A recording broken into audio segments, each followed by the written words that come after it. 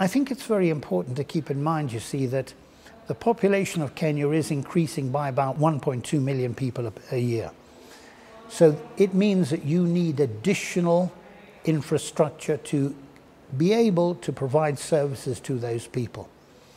In the budget statement this year, probably the total expenditure is going up by the smallest amount, and the main part is in fact going to be revenue expenditure.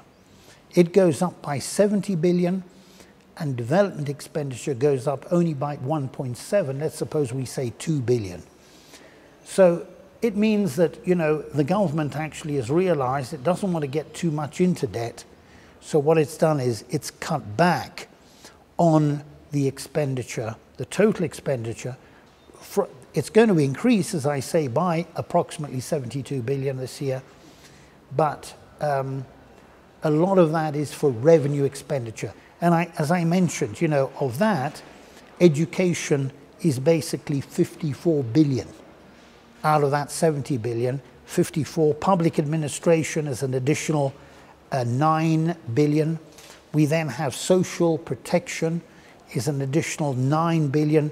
In relation to the environment, revenue expenditure is actually going down by 1.4 billion.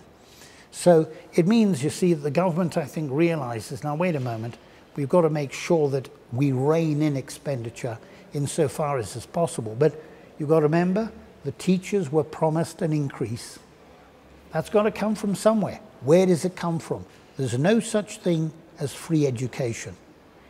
The people have got to pay for it in tax. Okay? That's where the money will come from there. We also have, obviously, again, a reining in of development expenditure, that is capital expenditure, because, well, you know, the government here, we are going to have a deficit. The total deficit is 639 billion. It's up from 621 billion a year ago. But we're then hoping that we're going to get a whole lot of grants, and that will then reduce that deficit from 639 billion to 584 billion. And that then will be financed by borrowing. Approximately abroad, we will borrow 215 billion, and here in Kenya, 370 billion approximately, okay? But one's got to keep in mind that the interest rates on the domestic debt is very, very much higher. That's the problem there.